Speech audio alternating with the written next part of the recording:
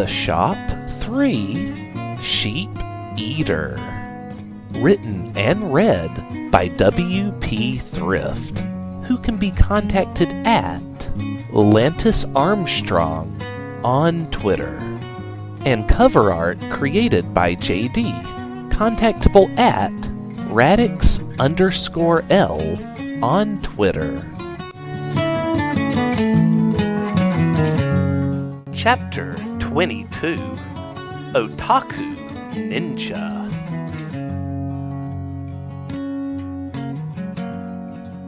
Circling around to the front of the building, Lantis stopped in front of it and just looked up. Way up. This thing was so tall, and already on top of a decently tall mountain. It looked like it wasn't so much a skyscraper as a sky piercer. Tilting his head back down towards the double doors, he began to walk towards them. They detected his movement and slid open as he approached. But Lantis suddenly froze when he realized someone else was approaching him. Someone who was dead ahead of him. From inside of the building emerged a guy dressed head to toe in black cloth. A black, featureless mask covered his face. There was a long red scarf tied around his neck, which would likely have touched the ground, but the wind was currently blowing past him, causing the scarf to whip around behind him. On his back were two katana, their sheaths crossed like an X, and across his entire body, from his boots to his pants to his chest to the sleeves of his shirt, and even all across the mask on his face, were anime pins. A wild variety of mostly female faces could be seen on the pins, with hair colors every shade of the rainbow, light and dark blue hair, bright red hair, fiercely orange hair, peaceful green hair, haunting white hair, and even a few with some of the more boring colors, browns and blacks and blondes. Most of the faces depicted on these tiny, circular metal pins were very happy, the characters giving off a V with their fingers indicating peace, or perhaps victory. Another one playfully sticking her tongue out. But a few had exaggeratedly angry expressions, like one whose mouth was tightly shut, her face turning red, as cartoon steam began to blaze out of her ears. All of these pins nearly distracted Lantis from the fact that this ninja who had just emerged didn't slow his pace at all when he saw Lantis, and simply reached into a hidden compartment on his body and pulled out a sharp, short, straight shuriken and tossed it directly at Lantis's face, intending to kill him without a second thought.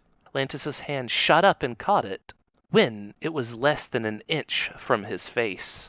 He stared at the shuriken in confusion, not even fully grasping what it was he had just grasped. It was only by virtue of his pure muscle memory that he was able to react so incredibly quickly as to save his own life. His feat of speed did not go unnoticed by the ninja, who abruptly stopped and turned to face him. He stood there silently for a long moment, then reached back with his right hand and began to draw one of his two katana.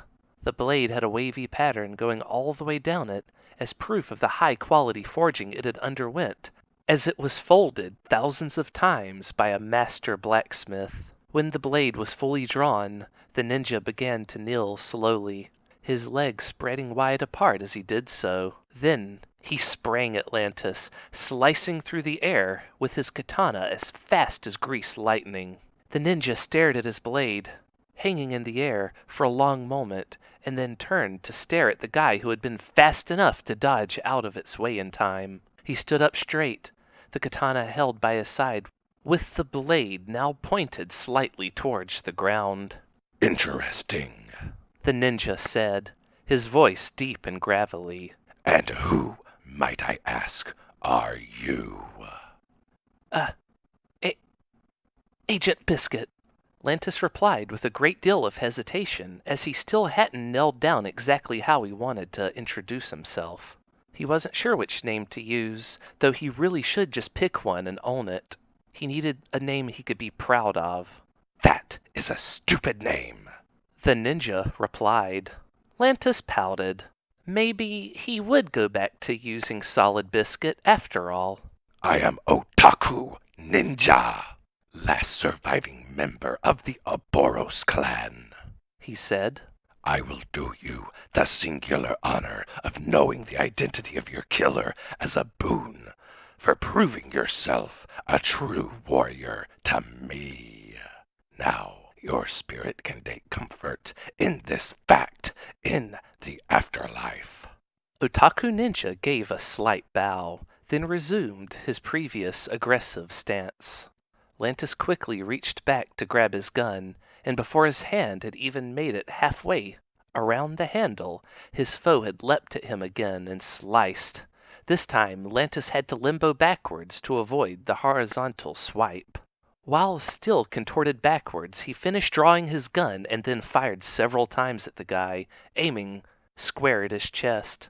He was still hesitant about killing anyone, but how fast this ninja moved just super freaked him out.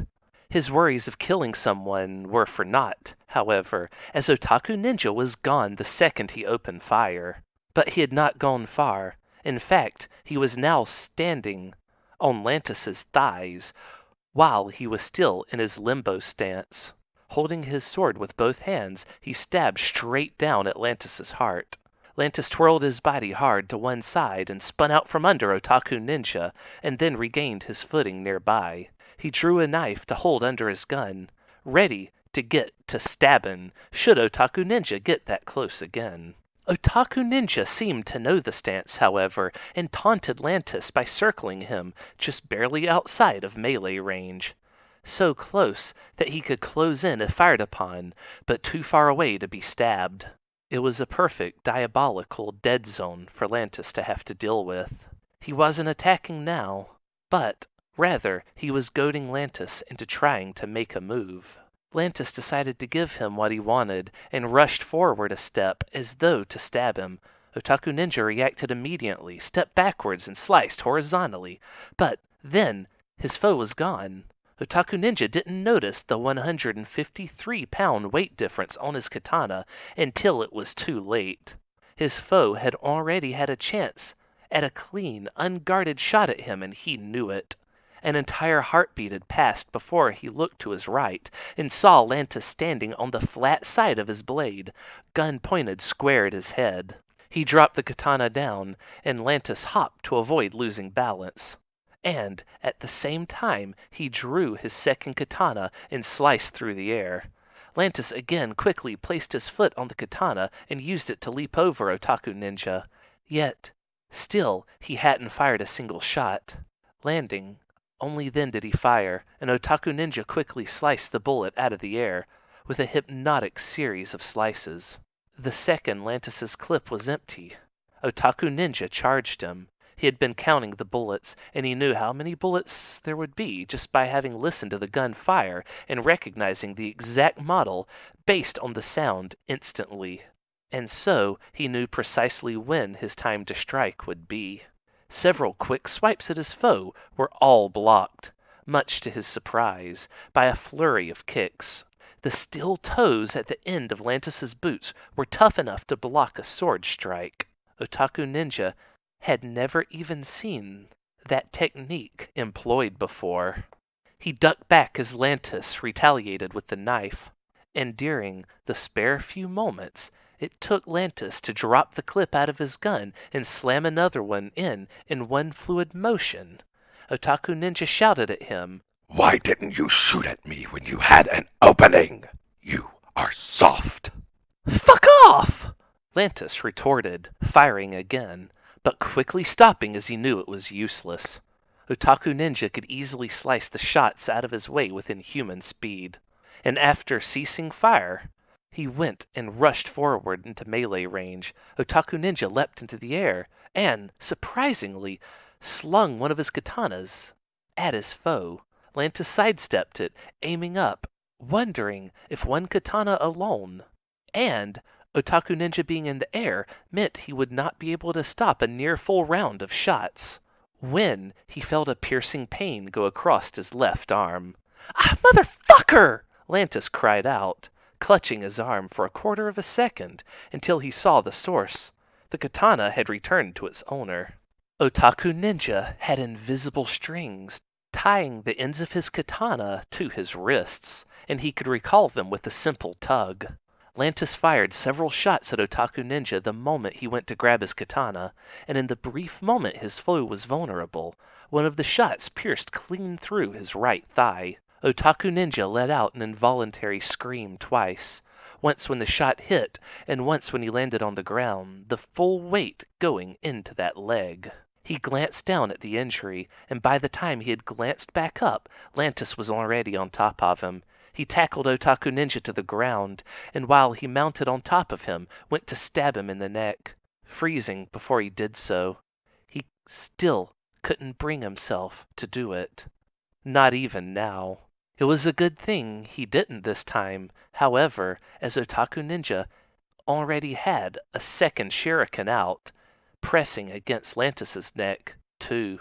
That armor surrounding his neck was strong, but not strong enough that Otaku Ninja couldn't have made the blade pierce. It appears we find ourselves at an impasse, Otaku Ninja said, his face inches from Lantis's. Why don't you... Then his voice cracked, and what Lantis heard next sounded incredibly familiar. "Oh, you motherfucker! Lantis! What the fuck?" Lantis recoiled at hearing his name, but more so at the voice. "Wait, Radix?" Lantis realized suddenly. "What the fuck have you been doing these last 4 years? Oh, get the fuck off me, asshole!" Radix, the Otaku Ninja, barked. Lantis obeyed, jumping back up off him, letting him get back up. "I didn't even recognize you in that get-up," Radix declared. "I mean, the voice sounded familiar, but shit. How in the fuck did somebody like you get to where you could come at me? Here, on the most dangerous island on Earth." "I could ask you the same thing," Lantis shot back. "Oh my god, don't get me started." Radix waved his hand dismissively after sheathing his katanas. "You would not believe what a difference one summer can make.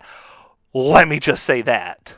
Lantis took a moment to stare at the deep gash in his arm before nodding and saying, with surprising somberness in his voice, "You know, I think I actually can imagine what you mean."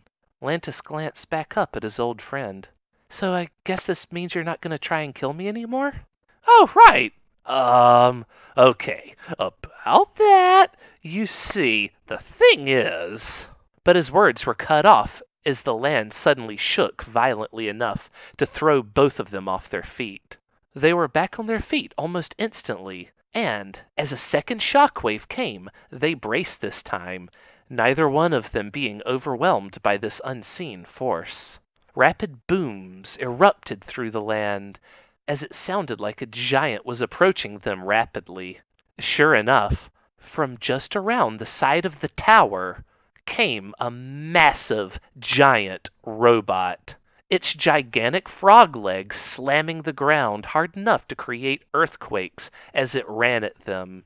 It had no arms, but rather missile launchers on the sides of its body. The body itself being pod-like, an oval glass dome at the top of the robot protecting the driver. When it grew close to them, it stopped, and the dome opened. And within it was none other than Jogamesh. "Ha ha ha ha!" Jogamesh laughed at them. "You are that asshole who was making fun of me earlier! But nobody does that and lives! I mean, okay, lots and lots of people have made fun of me for absolutely no reason at all, I promise! And all of them have gotten away with it.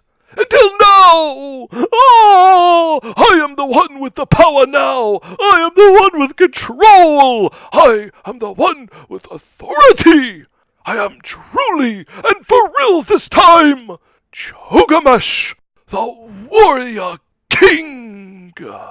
The dome closed back, and Jogamesh aimed the robot's rocket launchers right square at his 2 enemies. "You know, this is the reason you're supposed to kill your enemies. And not just let them be all alive and stuff, running around all willy-nilly, Radix told Lantis. I mean, my policy has always been to never leave a single witness alive. Yeah, I noticed. But, I mean, you heard him. How could I kill someone with that sorry of life? Lantis protested. He's barely even alive as it is. At least, that's no life that I would want. The first round of missiles fired down at them, and they had both already ran off to the side to sit down for a cup of tea while the explosions erupted behind them. Radix ran like lightning to fetch the cups of tea out of the tents that the construction workers were using, and was back in time for the first missiles to smash down into the ground and erupt, rocking Sheep-Eater Tower, but not damaging it. Lantis sipped his tea. I guess that you're kinda mad at me about all of this, huh?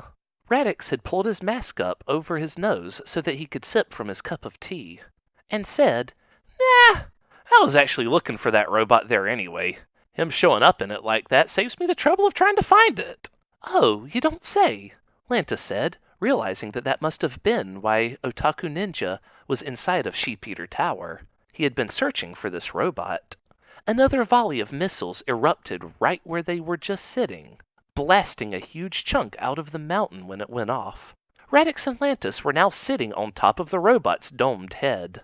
This time, they had tiny little crisp cakes to dip in the tea and enjoy before taking another sip.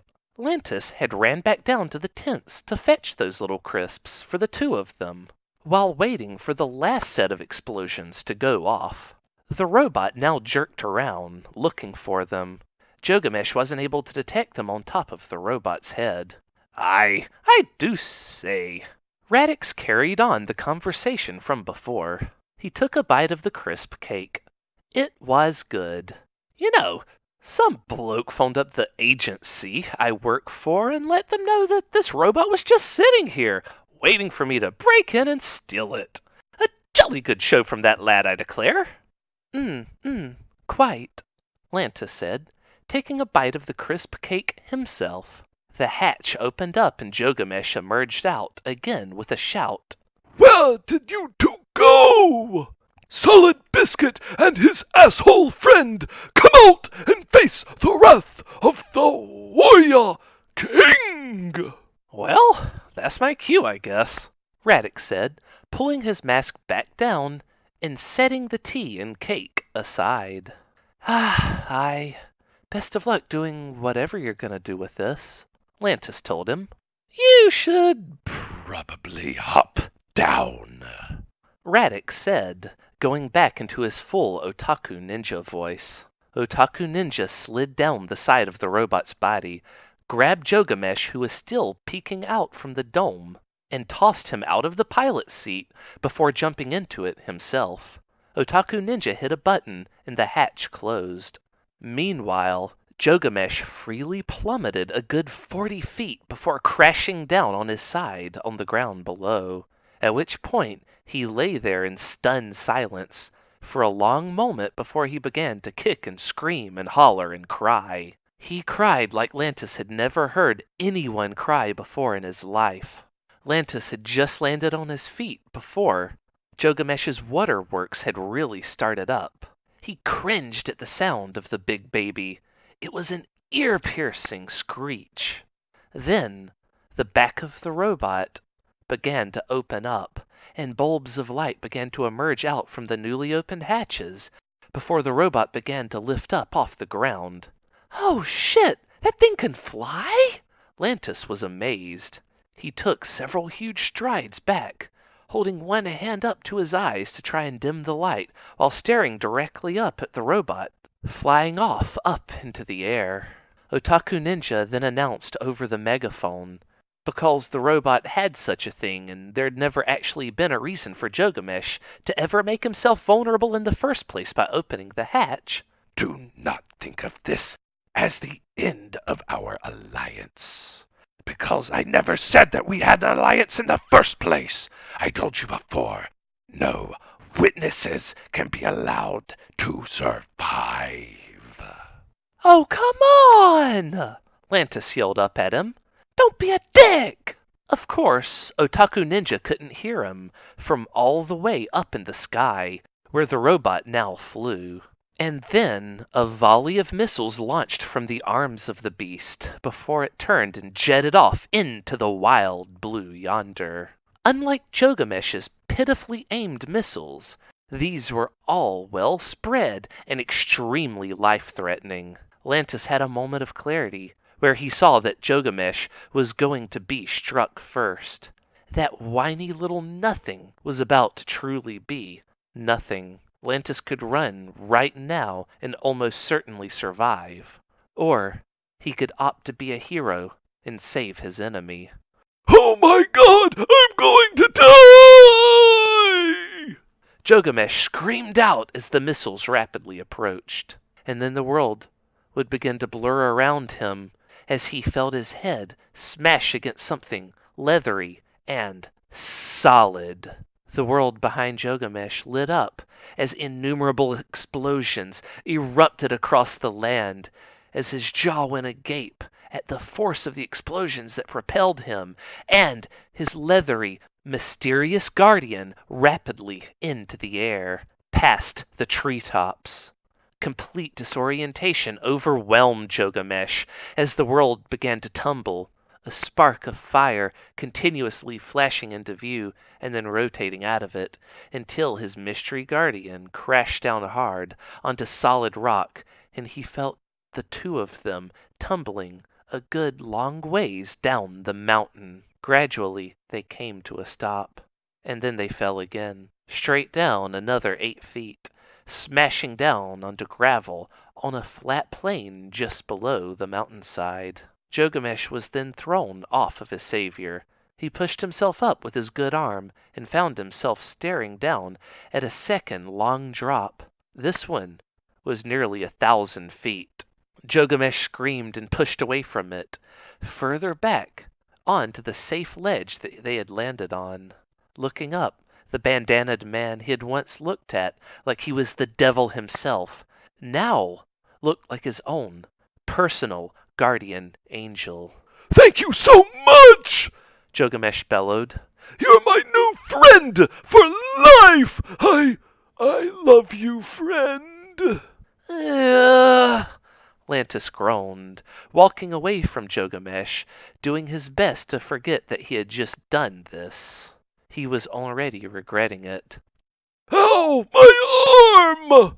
Gilgamesh cried out. It really hurts! It's the worst pain ever! It must be broken in at least 15 places! Please, Mr. Solid Biscuit, you've got to help me! You can't just leave me here in critical, near-dead condition! Lantis stopped and sighed. He turned back towards Gilgamesh, and at a glance was able to diagnose that it was nothing more than a dislocated shoulder bothering him. But Gilgamesh beat the ground with his good arm, begging incessantly for even more help. Oh, for fuck's sake! Lantis muttered under his breath. He then walked rapidly back towards Gilgamesh and kicked him square in the shoulder, snapping it back into place. Gilgamesh howled like he had never howled before. His scream was so loud that he rendered himself hoarse. By the time the pain, which Gilgamesh swore was blinding, but in fact he had merely closed his eyes for a bit, had ended, he went to look around for his savior again, and he realized he was nowhere to be seen. He called out for him, calling his friend, wanting to know where he had gone, but Lantis wasn't going to respond. It took everything in his power not to break his brand new rule against killing and just put a bullet through the idiot's head from here. He was pretty sure he could make a shot ricochet back down the mountain and land on its target. He felt the wind's direction and its speed. He adjusted for humidity and atmospheric pressure, and his brain crunched some numbers quickly and calculated the perfect shot. He began to draw his handgun with one hand, and then with the other hand he pushed it back down into the holster. His hands fought for a minute, and then his mercy hand won out and pulled his killing hand away from the gun. Lantis circled around the mountain, he made it back to the stairs that led straight up to Sheep-Eater Tower. This time, he was just going to take the stairs and march straight on up into that building. The door slid open again, with no surprises waiting for him on the other side this time. He marched on in, and after the doors slid closed behind him, he could no longer hear Gilgamesh's desperate cries. Cries which sounded particularly bad as he had blown out his voice screaming.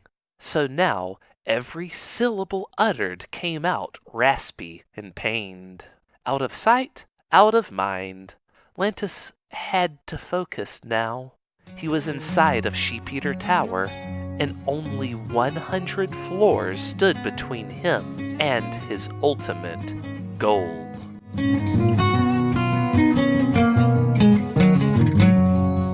That concludes Chapter 22 of Sheep-Eater.